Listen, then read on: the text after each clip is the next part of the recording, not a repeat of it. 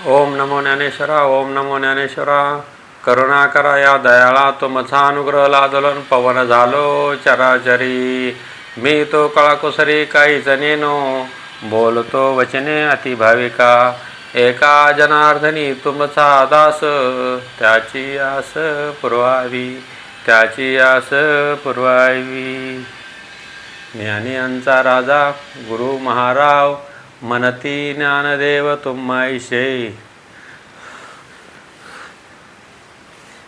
ओम नमो भगवते वासुदेवाय नमः. ओम नमो भगवते वासुदेवाय नमः. आपण या ज्ञानेश्वरीवर निरूपण करत असताना पहिला अध्याय अर्जुन विषाद योग, दुसरा अध्याय सांख्ययोग आणि तिसरा अध्याय कर्मयोग. अर्जुन विषाद योगमध्ये अर्जुनाला भ्रांत परिस्थिती झाली तेव्हा श्रीकृष्णाने त्याला सावरून घेतलं, त्याला समजून सांगितलं. दुसऱ्या अध्यायामध्ये सांख्ययोग, त्याच्यामध्ये उपाधी आणि चैतन्य याचं जे संमिश्र झालेलं आहे त्याचं पृथक्करण कसं आहे हे समजून सांगण्यासाठी दुसरा अध्याय. आणि तिसरा अध्याय हा कर्ममार्गानं सांगितला आहे. तर कर्ममार्ग आणि ज्ञानमार्ग या दोन्हींची जी मांडणी ते भगवान श्रीकृष्णाने कशी केली आहे. तर कर्ममार्गाने बी मनुष्य गेला तरी तो बी मोक्षाला जातो, आणि ज्ञानमार्गाने जरी गेला तर तोही मोक्षाला जातो. कर्ममार्ग बी श्रेष्ठ आहे कर्ममार्गाच्या ठिकाणी, ज्ञानमार्ग आहे श्रेष्ठ ज्ञानमार्गाच्या ठिकाणी. परंतु ज्ञानमार्गाने हा मनुष्य लवकर जातो. जसा पक्षी झाडाला फळाला प्रत्यक्षात जाऊन धरतो, पकडतो, फळावर जाऊन बसतो आणि खातो, तसं जर एखादी मुंगी जर निघाली तर ती झाडावर जाता जाता उशीर होईल त्याला. ती निम्या झाडावरून खाली बी पडन, परत ते प्रवास चालू होईल. म्हणजे त्या इतर कीटकांना जाण्यास, त्या फळापर्यंत जाण्यास खूप विलंब होईल. पण ज्ञानमार्गाचा मार्ग हा जो भक्तिमार्ग आहे तो श्रेष्ठ आहे, आणि कर्ममार्गही त्याच ठिकाणी श्रेष्ठ आहेत. आणि दोन्ही मार्ग आपापल्या ठिकाणी श्रेष्ठ आहे. परंतु ज्ञानमार्गाने जरी गेलं तरी कर्ममार्ग सोडता येत नाही, कर्ममार्गाने जरी गेलं तरी ज्ञान सोडता येत नाहीत. तर हे दोन्ही मार्ग एकामेकाला पूरक आहेत आणि पोषक आहेत. तर अशा पद्धतीनं तू कर्म का करावं हे भगवान श्रीकृष्णानं अर्जुनाला सांगितलं. का आपण जे आपलं जे स्वधर्म कर्म जर टाकून ज्ञानमार्गानं जरी चाललो तरी काही उपयोग नाही. त्याच्यामुळं ज्ञानमार्गानं जरी जो चालला तरी त्याला स्वधर्म कर्म हे व्यवस्थित आचरण करावंच लागत आहेत. कारण त्याचा आदर्श इतर हे दुनिया घेत असतील, विश्व घेत असतात. म्हणून जाणत्यानं कर्म टाकून चालत नाहीत. कर्म तसं कोणालाच टाकता येत नाहीत. कर्म टाकणं हा शब्दसुद्धा उच्चारला तरी ते कर्म होतं. त्याच्यामुळं कर्म टाकणे हा विषय नाही. कर्म होणारच आहेत, पण तेच कर्म जर विहित कर्म केलं, योग्य कर्म केलं, तर त्या स्वधर्म कर्मानंच आपण मनुष्य लवकरात लवकर मोक्षाला जातो. अशा प्रकारे भगवान श्रीकृष्णानं सांगितलेले आहेत. आणि तो कर्मही करत असताना आपल्याला स्वधर्म कर्म कसं करावं, परधर्म जर असेल तर तो अंगीकार केला तर काय होईल. तर स्वधर्म किती श्रेष्ठ आहेत. आपल्या वाट्याला आलेले जे जे कर्म आहेत ते आपल्या स्वधर्म आहेत. मनुष्य जन्माला आल्यानंतर आपल्या वाट्याला जे जे कर्म आहे, काही नोकरी धंदा व्यवसाय जे जे असेल आपल्या वाट्याला जे आलं तर ते कर्म आपण निमूटपणाने भगवंताची सेवा आहे म्हणून जर केलं तर तेच कर्म आपल्याला साधक होतं. आणि तेच कर्म आपण मी देह आहेत, माझ्या देहाच्या पुष्टी करता किंवा अभिमानानं अहंकारानं केलं तर तेच कर्म बाधक होतं. म्हणजे कर्म आहे तेच आहेत, पण एका ठिकाणी बाधक होतं तर एका ठिकाणी ते साधक होतं, म्हणजे साध्य होतं. तर असे कर्म करीत असताना माऊलीनं त्याच्यावर निरूपण केलं, सुंदर निरूपण केलं. अरे आपल्या स्वतःचा धर्म आचरणास कठीण जरी असला तरी त्याचेच आचरण केलेले चांगले. याहून दुसरा जो परकीयांचा आचार जो खराखर दिसायला चांगलं जरी दिसला तरी आचरण करणाराने आपणास विहित असलेल्या कर्माचेच आचरण करावे. शूद्राच्या घरी सर्व चांगली पक्वान आहेत, ती ब्राह्मण दरिद्री जरी असलं तरी त्याने कशी सेवन करावीत. म्हणजे एखाद्या शूद्राच्या घरी खूप जरी पक्वान असलं तरी जसं त्या ब्राह्मणाने जेवण करू नये तसंच इतर धर्माचे जे कर्म आहेत ते आपण अंगीकार करू नये. आपल्या वाट्याला जो स्वधर्म आला आहे तर तोच आपण करावा. अशी अयोग्य गोष्ट कशी करावी, जे प्राप्त करून घेणं योग्य नाही त्याची इच्छा कशी करावी, अथवा विचार कर इच्छा जरी झाली तर त्याचे सेवन करावे काय. दुसऱ्यांची सुंदर चुनेगच्ची घरे पाहून आपल्या असलेल्या गवताच्या झोपड्या कशा मोडून टाकाव्यात. हे असू दे, आपली बायको जर रूपानं वाईट असली तर ज्याप्रमाणे तिच्याच बरोबर संसार करावा हे चांगलं. त्याप्रमाणे कितीही अडचणीचा प्रसंग आला अथवा आचारावास त्रास पडला तरी आपला धर्मच परलोकी सुख देणार आहे असं मनामध्ये पक्क ठरवायचं आणि त्याप्रमाणे आपण आचरण करायचं. बाबा, साखर आणि दूध हे पदार्थ गोड आहे, ते सर्वांना ठाऊक आहे, पण जंतांच्या रोग ज्याला झालेला आहे त्याचा वाईट परिणाम होत असल्यामुळे ज्याला जंताचा रोग झाला आहे त्यानं जर दूध घेतलं तर त्या दुधाचं विष होतं, म्हणजे दुधाचंच अपचन होतं. असल्यामुळे ज्यांना ते रोग आहे त्यांना हे पदार्थ कसे सेवन करावेत असे असूनही जर त्याचे सेवन केलं तर सेवन करणारा तो हट्टच ठरेल, कारण अर्जुना त्याच्या ते कारणे परिणाम हितकारक होणार नाहीत. म्हणून दुसऱ्यांचे जे विहित आपणास जे अयोग्य आहे म्हणून ठरवले आहे ते हिताचा विचार करून पाहिले तर आचरू नये हे बरे. अशा प्रकारे भगवान श्रीकृष्णांना ह्या स्वधर्म आणि परधर्म, स्वधर्माचं आचरण कसं श्रेष्ठ आहे या प्रकारे चांगलं समजून सांगितलं या 3ऱ्या अध्यायाच्या 36व्या श्लोकमध्ये. त्याच्यानंतर 37व्या श्लोकमध्ये मग सांगितलं, काय सांगितलं ते तर आपल्या शरीरामध्ये येणारे जे काम क्रोध आहेत हे आपल्याला कसे त्रासदायक आहेत. तर त्याच्यावर माऊलीनं असं वर्णन केलं, तव हृदय कमळारंभू जो योगियांचा निष्काम कामू तो म्हणत असे पुरुषोत्तमू. सांगेन ऐक तरी हे काम क्रोध पाही जयांत्या कृपेची साठवण नाही.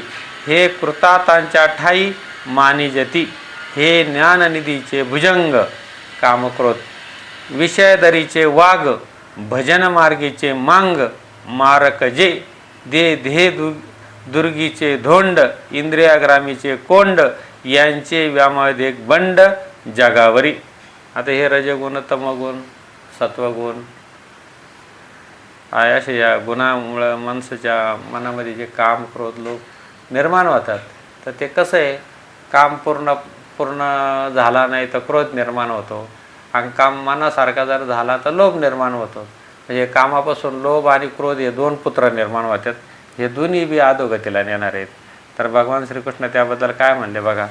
श्रीकृष्ण म्हणाले, बलात्कार करणारा हा काम आहे, हा क्रोध आहे, रजगुणापासून उत्पन्न झालेला हा आधाशी व महापापी आहे, या लोके हा आपला वैरी आहे असे जाण. काम क्रोध हे कसे हे रजगुणापासून उत्पन्न होतात आणि हे आधाशी आहेत, म्हणजे यांचं कधीच पोट भरत नाहीत, आणि हे महापापी आहेत. तर ते कसे आहेत, माऊलीने यांचं निरूपण सुंदर केलं.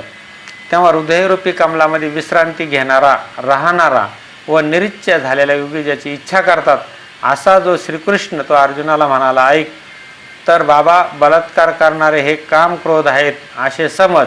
हे असे आहेत की ज्याच्या मनात दयाचा साठा मुळीच नाहीत. हे काम क्रोध प्रत्यक्ष यम धर्म आहेत असे समजले जातात. हे ज्ञानरूपी ठेवावर बसलेले सर्प होत. विषयरूपी दरात राहणारे वाघ आहेत. हे भजनरूपी रस्त्यातील वाटमारे मांग आहेत. काम क्रोध हे सगळ्या दृष्टीनं घातक आहेत. हे देहारूपी डोंगरी किल्ल्याच्या मोठाले दगड आहेत. हे इंद्रियारूपी गावांचे गावकूस आहेत. याचे अविवेकाधिकांच्या रूपाने जगावर मोठे बंड आहेत. हे मनात असलेल्या रजगुणाचे वळलेले आहेत. हे मुळापासूनच आसुरी संपत्तीचे आहेत. म्हणजे रजगुण तमोगुण जे आहेत ना, काम क्रोध हे सगळे आसुरी संपत्तीचे लक्षण आहेत. आणि आसुरी संपत्ती ज्यांच्याकडे आहे त्यांच्याकडेच हे भरपूर प्रमाणात आढळतात. साधारण माणसाकडे ते जास्त येत नाहीत. हे मनात असलेल्या हे आसुरी संपत्तीचे याचे पालनपोषण अविद्याने केलेले आहेत. म्हणजे कोणाच्या जीवावर जगतात तर जिथं अविद्या भरपूर प्रमाणात माजलेली अशाच ठिकाणी कामक्रोधांचा बंड चालू असतं. ज्याच्याकडे सद्विद्या आहेत तो त्या कामक्रोधाला वळखून असतो यांचे परिणाम काय होतात. तर हे वास्तविक रजगुणाचे जरी बनलेले आहेत तरी ते तमोगुणाला फार प्रिय आहे होऊन राहिले आहेत. या तमोगुणाने प्रमाद व मोहरूपी आपली गादी यांनी बहाल गेली आहेत. यांच्या मृत्यूच्या नगरात चांगली पत आहे, कारण हे जीवितांचे शत्रू आहेत. भूक लागले असेच खाण्याशी जग एक घासाचाही त्यांना पुरेत पडत नाहीत. अशा ह्या काम क्रोधांचा जो नाशकारक व्यापार त्या व्यापारावर देखरेख आशा करते. म्हणजे ही जो काम क्रोधांचा व्यापार असतो यांच्या मागं आशा असते आणि ती आशा काय कधी पूर्ण होत नाही. लिलेने मुठीत धरली तरी 14 बोवरे जिला अपुरे आहेत अशी जी भ्रांती ती आशेची नवी नवसाची लाडकी धाकटी बहीण आहेत. आणि त्या आशेची बहीण कोण आहेत, अशी भ्रांती आणि आशा या सख्या बहिणीत अशी नवसाची लाडकी धाकटी बहीण आहेत जी खेळत असतात त्रैलोक्यरूपी खाऊ सहज खाऊन टाकतात. त्या भ्रांतीच्या दासीपणाच्या जोरावर तृष्णा जागली आहेत. म्हणजे ती परत भ्रांतीची दासी कोण आहे तर तृष्णा आहेत. म्हणजे काम, क्रोध, लोभ, मद, मत्सर असे जे आहेत ते त्यांचं कोण आहे, ते कशावर जागतात तर आशावर. आणि आशेची धाकटी बहीण भ्रांती, आणि भ्रांतीची बहीण अजून कोण तर तृष्णा. म्हणजे तृष्णा संपतच नाही कोणाची, कारण तृष्णाला त्याला काही आधारच नाहीत. ती दिवसेंदिवस वाढत जाते पण कमी होत नाहीत. क्रोधाने मोहाच्या घरी मान आहे. आपल्या करामतीने तो सर्व जगास नाचवतो. तो अहंकार या काम क्रोधापाशी देवघेव करतो. पुढं करतो काम, तो अहंकार या काम क्रोधापाशी देवघेव करतो. ज्याने पोटी असलेल्या सत्याचा माल मसाला काढून त्याऐवजी अकृत्याचा पेंडा भरला असा जो दंभ अजून त्याचा बाप, तो या कामक्रोधाने जगात पुढे आणलात. या कामक्रोधाने पतिव्रताची शांती तिला वस्त्रहीन केलेत. या कामक्रोधांना जी शांती आहेत याला वस्त्रहन करणारे कोण आहेत?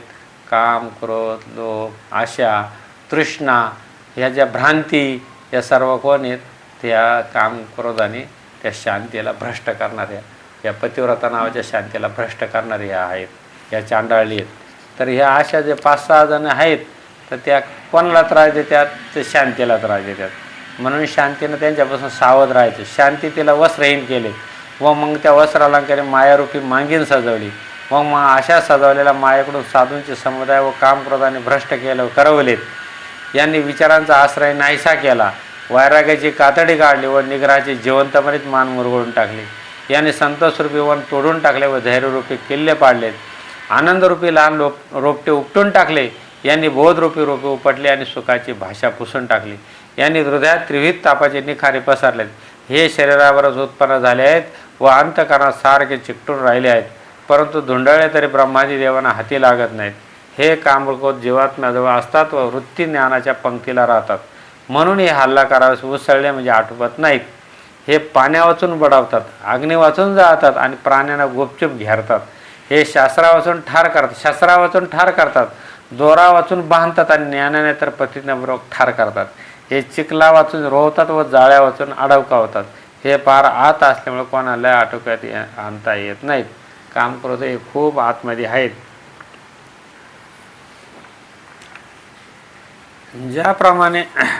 ज्याप्रमाणे धुराने अग्नी, मळाने आरसा व वेष्टनाने गर्भ आच्छेदलेला असतो, त्याप्रमाणे कामाने हे ज्ञान आच्छेदलेले आहेत.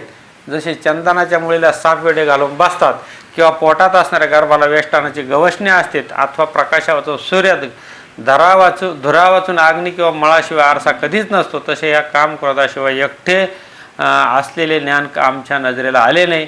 ज्याप्रमाणे बी कोंड्या सकट उत्पन्न होते, हे अर्जुना, ज्ञाने पुरुषाच्या नित्य वैरी, ज्याची पूर्तता होणे कठीण आहे, असा हा जो कामरूपी अग्नी त्याने ज्ञान आच्छेदिले आहेत. तसे ज्ञान स्वभावतः जरी निर्लेप आहेत, ज्ञान हे स्वभावतच निर्लेप आहे, त्याला कोणताही लेप नाहीत, ते स्वतंत्र आहेत, परंतु ते फक्त मोहरूपी ह्या कामक्रोधाने त्याला आच्छेदलेले आहेत. ते ज्ञान स्वभावतः जरी निर्लेप आहे, परंतु त्या कामक्रोधाकडून पूर्ण आच्छेदिलेले असतात, म्हणून ते प्राप्त होण्याला कठीण होऊन राहिले आहेत. अगोदर यांना जिंकावे आणि मग ज्ञानाची प्राप्ती करून घ्यावी, परंतु हे कामक्रोधाचा तर पराभव होऊच शकत नाहीत. उलट याचा नाश करण्याकरता जेवढे सामर्थ्य अंगात आणावे, तेवढे अग्नीला ज्याप्रमाणे सर्पण अधिक प्रज्वलित करण्यास कारण, त्याप्रमाणे यांनाच उलट सहाय्य करणारे होते. इंद्रिय, मन व बुद्धी यांचे सर्वांचा आश्रयदान आहेत असे म्हणतात व या त्यांच्या इंद्रियांकांच्या योगाने ज्ञान आच्छेदित करून प्राण्याला मोह पाडतो. मग इंद्रिय, मन, बुद्धी यांचे आश्रयस्थान आहेत याचे, परंतु ते कसं योगानं हे कसं दूर करावं ते पण सांगितलं. अशा रीतीने जे उपाययोजना ते सर्व या कामक्रोधांना सहाय्य करतात. म्हणून या जगात हेच हठयोगांना जिंकतात. असे हे कामक्रोध जिंकण्याला कठीण म्हटले तर पण त्या जिंकण्याचा एक मात्र चांगला उपाय आहे.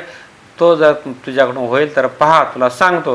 हे भरतश्रेष्ठ अर्जुना, म्हणून तू अगोदर इंद्रियांचे नियमन करून ज्ञान व विज्ञान यांचा नाश करणाऱ्या पापरूपी कामाचा त्याग कर. तर याचे पहिले आश्रयस्थान इंद्रिय आहेत आणि तिथूनच कर्माची प्रवृत्ती येते. तेव्हा अगोचर त्या इंद्रियांचे पूर्णपणे दमन कर.